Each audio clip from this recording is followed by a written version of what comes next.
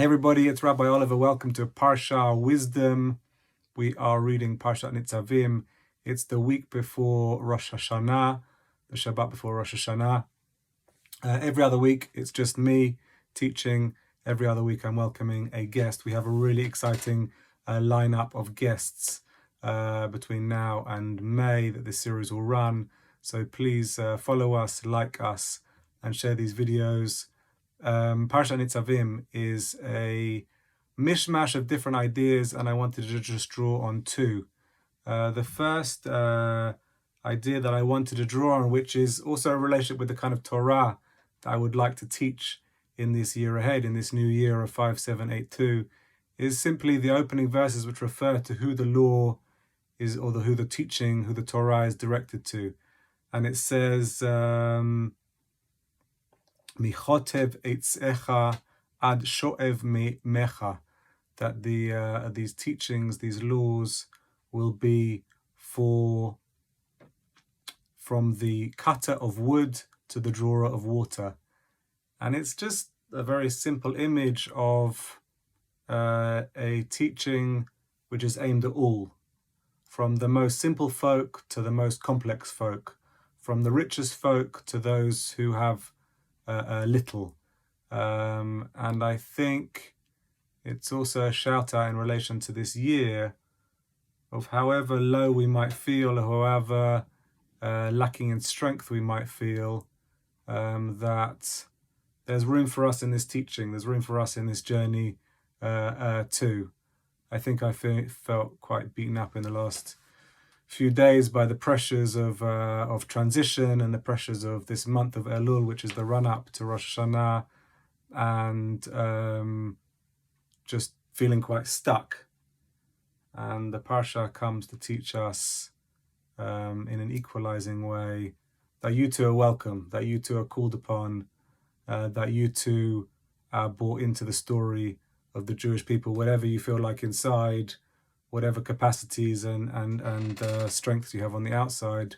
We are all called both to learn and to journey and to show up on Rosh Hashanah in the new year in whatever ways that we can.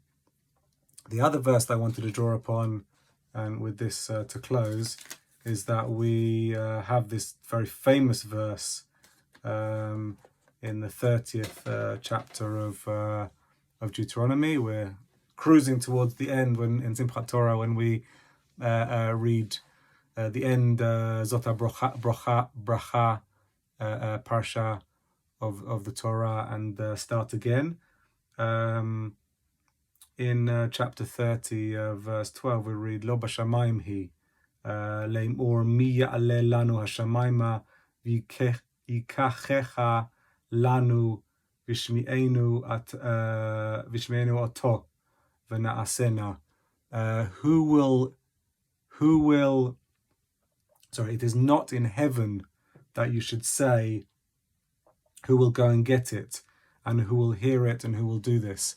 This verse is alluding to the fact that we should not understand the Torah as above us, as beyond us. And it's played out in the Gemara to at least in some way or another articulate that rabbinically and as human beings we should have power on earth, and not to only rely on the supernatural or on the power of God.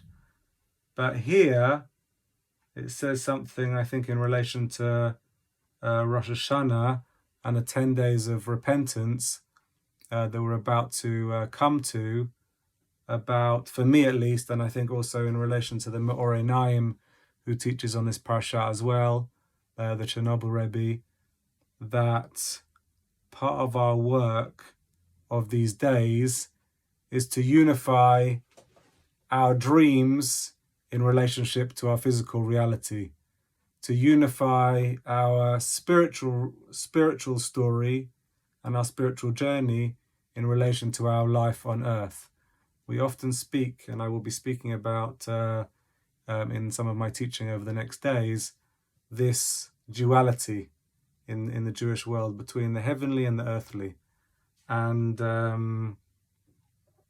think the Me'orei Naim wants us to find that meeting place of those two parts. We also speak in this parsha of the galuyot, the gluyot, the nistarot, that which is revealed and that which is hidden. And in some guise or another, these 10 days are for finding the meeting spaces of those different parts.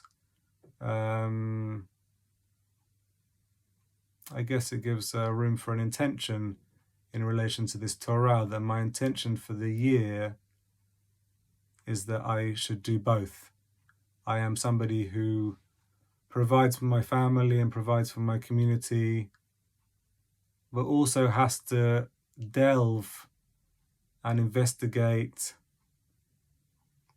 the world of the spirit and the world that is beyond my confined and limited being, and belongs to the entirety of the world and the entirety of creation. I'm a person who has to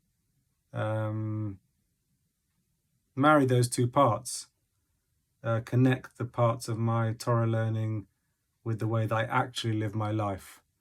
Perhaps the journey of towards the end of Elul, this Shabbat, Rosh Hashanah going forward, is in part a journey to unify different parts. And those of us who suffer most in the world are people who have really opposing parts of ourselves that fight one against the other.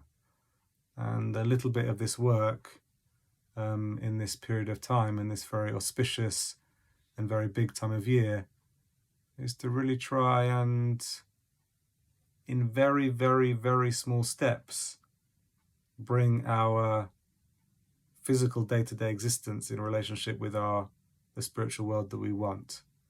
Bring some of our relationships perhaps a little tiny bit closer to the relationships that we dream of and imagine, and so on, uniting those different worlds. I wish everybody a really good and happy and sweet New Year. We have the wonderful Dina Pinner joining us as a guest next week to teach Parsha for Shabbat Shuvah, the Shabbat between Rosh Hashanah and Yom Kippur. She will be a wonderful guest.